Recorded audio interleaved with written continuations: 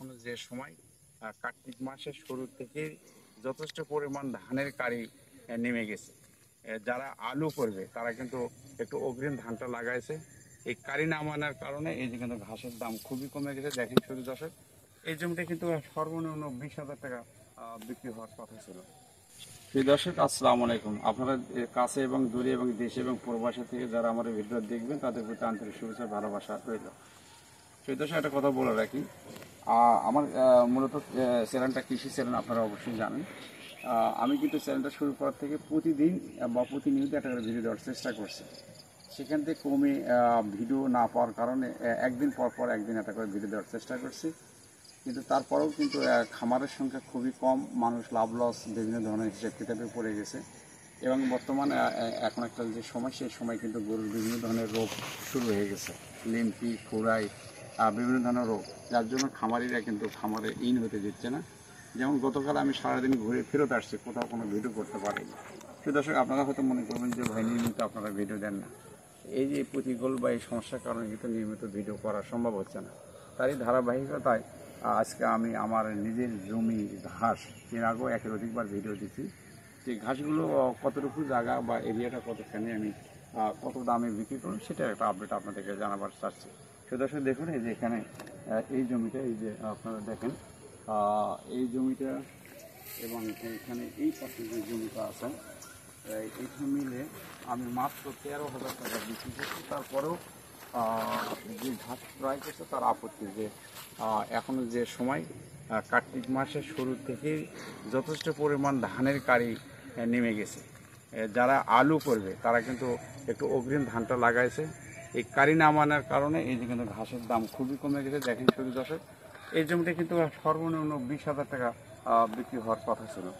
সেখানে 6,000 টাকার থেকে এই জমিটার দরদাম শুরু, শেষ পর্যন্ত আমি জমিতে 13,000 টাকা দেখতে সমর্থন হয়েছে। যেহেতু আজকে আমি কোনো খামার দিক থেকে ভিডিও দিতে পারছি না, মনে করলাম যে বসিনা থেকে আপনাদেরকে একটু নিজের কৃষি জমির একটা জমির আপডেট দিচ্ছি। এই যে দেখেন জমিটা আমি দেখাচ্ছি কতটুকু জমি।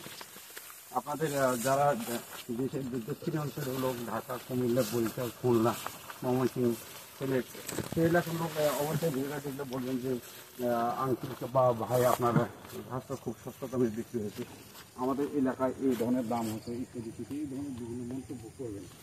আসলে সত্য ঘটনাটা আসলেই সত্য। দেখেন এই যে জমিটা, ওই জমি সহকারে এই যে এরিয়াটা, ওই পাশে না, ও পাশে আলাদা, ওটা এক সপ্তাহ পরে বিক্রি হবে। আশা করছি এই দামের থেকে একটু বেশি দামে বিক্রি হবে। আমি দেখেন এখন যেখানে যাবেন সেখানেই বাধা প্রতিকূলতার সহিত চলতে হচ্ছে। বাংলাদেশে এমন একটা সিচুয়েশনের মধ্যে দাঁড়িয়ে আছি, এখানে অর্থনৈতিক দিক থেকে যাবার গেলে বিভিন্ন ঝামেলার মধ্যে পড়তে হবে।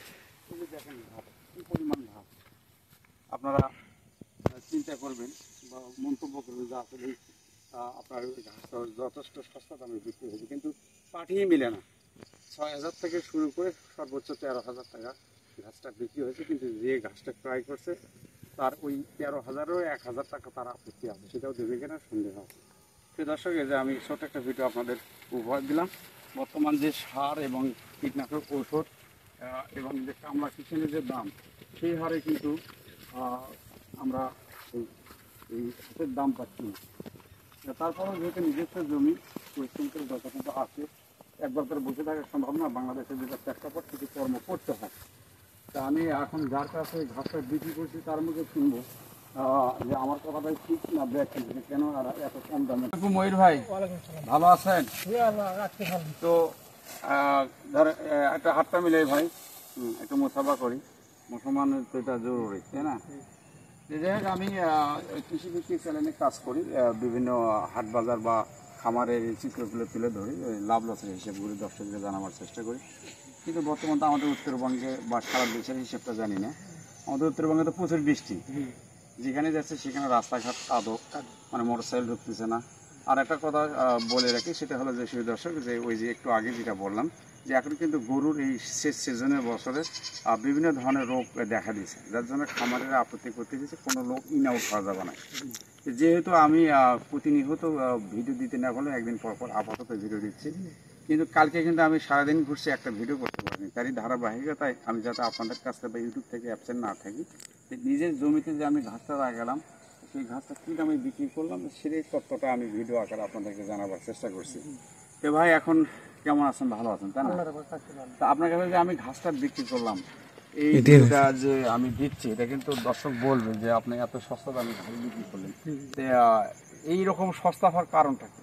সস্তার কারণ হয়তো হলো বাজারে কাঁচাকারির আমদানি বেশি হয়েছে, এই জন্য ঘাসের চাহিদাটা কমে গেছে। আচ্ছা, অন্য বছরতে এই সমস্যাটা হয়নি, এবার হঠাৎ করে এরকম এবার কি জন্য যে হলো এটি তখন বলতে পারতেছেন না। আমার মনে হয় যে এই যে অন্য বছরে এরকম মানে অগ্রিম ধান আসেনি। জি জি, এবার অগ্রিম ধান আসছে। আচ্ছা, এই অগ্রিম ধানটা লাগানোর কারণ কি, আসার কারণটা কি?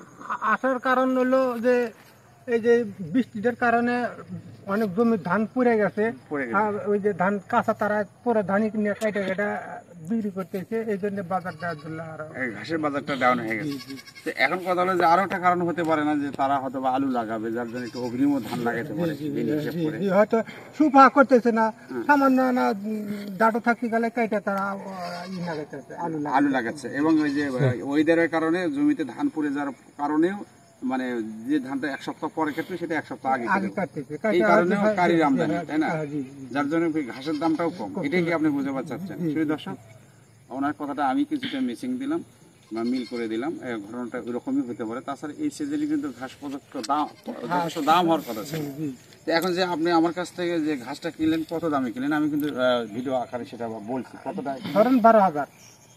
আমি কিন্তু ভিডিওতে সন্দেহ করছি যে 13,000 টাকা বিক্রি করছি, তারপরে উনি 1,000 টাকা আপত্তি করে কিনা।